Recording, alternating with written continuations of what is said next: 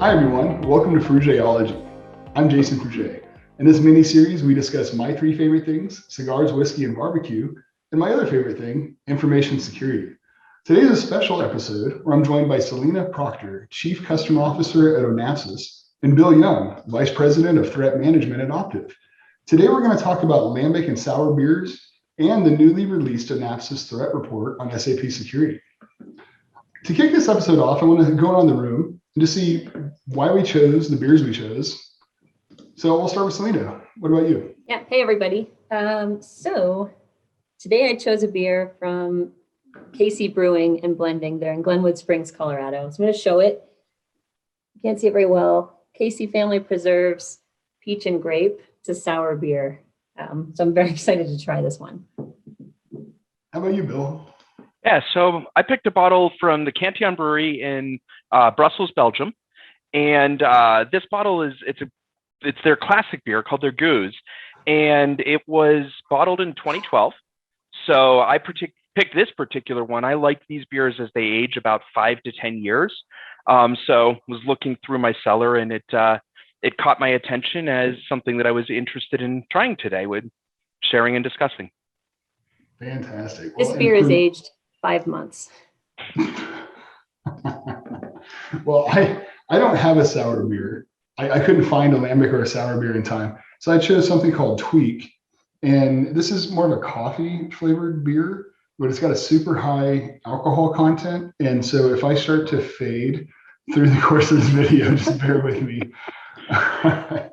So I guess for both of you, Selena and Bill, how did you start your journey into lambic and sour beers? And maybe what advice would you give to someone just getting started on lambic and sour beers to ensure they have a fruitful, no pun intended, journey? Yeah, I am. So obviously when we're young, we all drink not so great beer.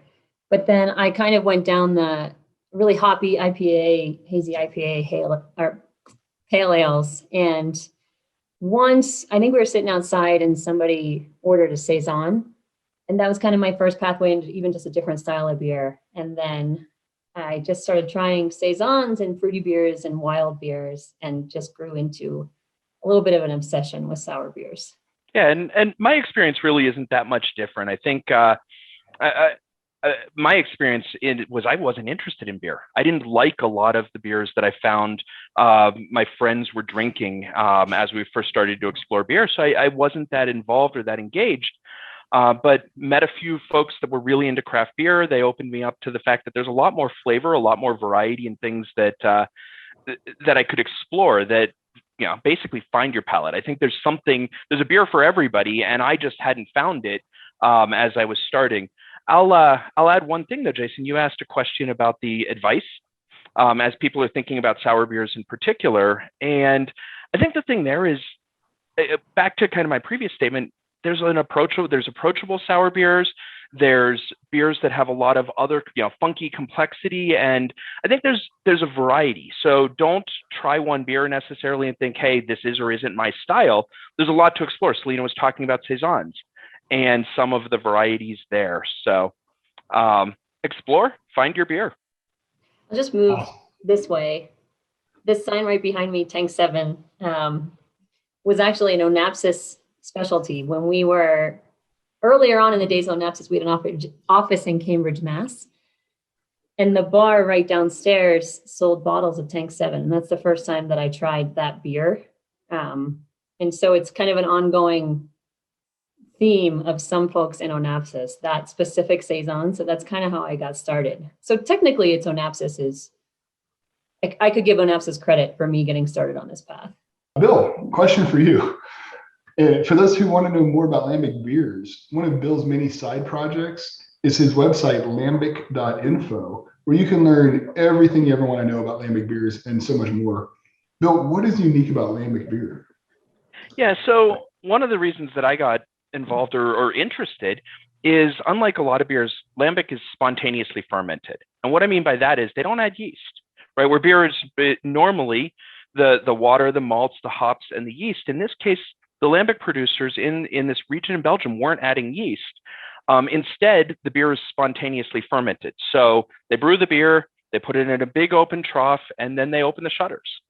and the yeast from the region blow in and essentially inoculate that beer. So it's really an outside influence of the local flora and the local geography that is influencing and creating that beer. Wow, Bill, that's a great segue to discuss Onapsis' new threat report. I may be oversimplifying things here, but it seems like beer and security both have constant external influences. As a security and Lambic expert, what similarities can you draw upon for impacting the decision-making process you have for whether you're thinking about protection of your cyber environment or you're choosing the perfect beer for your situation? So yeah, I mean, I'll go with your oversimplifying a bit, but I mean, realistically though, as you think about it, I mean, I'm talking about the idea that Lambic beer, that they don't add the yeast, but that the region or the geography and the outside influences impact. That's really no different than as we start to think about security and those same outside controls, right? Is we can do everything in our world to control the perimeter of our network and our applications, those things that are in our control within the environment. But the problem is there's many things changing, right? There are those outside influences. There's that yeast blowing in, essentially, right? From the perspective of the constantly changing attack surface on our side, and then those attackers and the outside, the bacteria, the infections, the challenges, the problems that we see coming in from those outside malicious actors.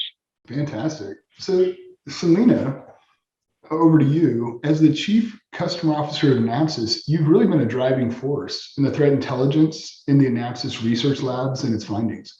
What can you tell us about the key observations so far? So I've been in Onapsis for a little bit over 8 years now. And everybody that's at a security company knows that a lot of these attacks are happening in the wild. It's happening to customers. It's happening every day. And we know that because our teams were on forensics assignments. We were always doing threat hunting. We were kind of always understanding what was happening there, but could clearly never disclose that because we were under NDA with the customers.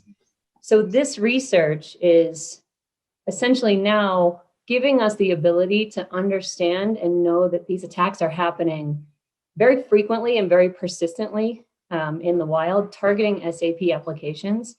I think more importantly, it's not just logging in, logging out. It's very sophisticated. There's a lot of SAP detailed knowledge, that could result in data exfiltration or data manipulation if they actually wanted to. So I think this is kind of a turning point in research specific to SAP systems because we're getting kind of on the mass scale, we're understanding what's happening in the wild to these applications. Very interesting. And Bill, over to you. I think you as the threat management leader at Optiv, you advise CISOs every day on threat and vulnerability management. What advice would you give a CISO about how to reconcile the fact that, as Onapsis observed, hackers are reverse engineering SAP patches or security notes in less than 72 hours and created automatic exploitation? Firstly, no one can patch SAP that quickly. So as SAP threat actors are weaponizing exploits so fast, what can they do? Yeah, so I mean, the first thing that we've got to do is we've got to focus on the attack surface, right? Actually just understanding what are we exposing, looking at if that's the critical environment and what do we need to expose, and really reducing that wherever possible. Obviously, in some cases, we do need that external exposure, but that's when we need to start to look at and explore just how we think about our perimeter security. Most of the network engineers that we work with that are engaging with us to do things like perimeter penetration tests and network architecture reviews and designs don't understand their SAP environment. I mean, to Selena's point, the attackers are very sophisticated, right? They're SAP experts. And right now we have this disconnect between the engagements we're doing, the pen tests we're doing, the overall flow of a perimeter security assessment as compared to the SAP security piece, right? That patch management component, making sure that you understand the attack vectors and the paths that a malicious actor might take in a very specific SAP environment, and then applying that to your perimeter tests. That's excellent advice. I think, no one uses SAP in an insignificant way. Every company that uses it relies on it to provide services to their customers. What advice, and this is both to you, Bill and Selena, given the speed of the attackers, how would a CISO assess if they've already been compromised? So the first thing that I'd be focused on is really doing some threat hunting, understanding as we look at this research and as we look at these sophisticated attack techniques, there are going to be indicators of compromise, right? So when you start talking about threat hunting, what is threat hunting? Really, it's understanding what those indicators of compromise may be, looking through logs, looking for things that aren't supposed to be there, configuration settings that have been modified, accounts that have been added, behavior that is abnormal. And taking those types of modified behaviors and then digging into the root cause, understanding if it is something that was part of a change management cycle, or if it's something else. Given the speed that we see attackers moving through environments and the changes within it, just establishing that baseline and then looking for variations against that baseline are critical right now. So that's where it starts with those logs, right? It starts with digging through all the log files and looking for change, modification, indicators, or other unusual behaviors in the environment. That's tough, right? That's difficult to do manually. There are tools, there are techniques, there are processes, there's a methodology behind threat hunting. And that's something that both Optiv and Onapsis can help with. But even if not, at least just starting to look and check your configuration settings and check what you believe to be normal against what's there to look for any abnormalities. So in addition to what Bill said, I think just having a very rigorous patch management process is important. You know, we've briefed a lot of our customers, almost 100 customers in the last month leading up to this research release. And they obviously asked the question, how do I know if I've been breached? But then a second component of that is how much time from when SAP released the patch have you waited to actually apply that patch to your SAP systems? And SAP as an organization does a great job of getting the patches out quickly. Especially, I mean, when we submit vulnerabilities, we work with them and they get the patches out fast. It's just on the organizational side, a lot of companies don't realize that these attacks are happening so fast and the need for patching is so much more important than I think people believe it is. And, you know, Onapsis customers have kind of this capability with our Defend product to detect that, detect if their systems are being attacked or being targeted. But I think if you don't have the platform, this is another way just to understand what your patch window was, especially for these significant vulnerabilities. And if you were past, you know, that amount of time, you should probably go back and do some of the threat hunting that Bill was talking about. Another question for you, Selena. You know, what is so important about this threat research and observations, and what's really next for Onapsis? Like, where do we go from here? Yeah, I think a lot of our research in the past has been we're disclosing 1 0-day, one specific vulnerability that has been found by us, or reacting to something that's happened in the market, whether it's a post of a public exploit code or something, essentially anything that could target SAP customers. In this case, though, this is now kind of an ongoing capability that we have. So we're going to be able to understand some of the trends, some of the locations that the attacks are coming from, and really help people start to be proactive when they're securing these applications instead of more reactive. Fantastic. I really think you guys have given us a lot to think about. Thank you so much.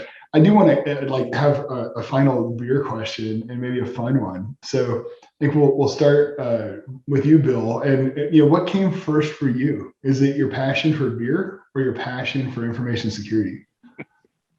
Probably my passion for beer, but I think the two have really come together, right? I mean, because as I was consulting and doing this work for years and on airplanes and traveling the world, I've been able to bring those two hobbies together. I can guarantee to you, I'm never in Boston without figuring out how I'm hopping in a car and driving up to Ebenezer's in Maine. Right? These are things that I can now start to bring together in terms of my hobbies. I knew you were going to bring up Ebenezer's because I lived there for so long and never went there. Couldn't resist. Yeah. For me, it's honestly the same. There's, you know, we travel a lot for work. And in the early days of my career, I traveled 3 or 4 times a month. So there's lots of new places to explore, new things to try. And so I think they kind of go hand in hand.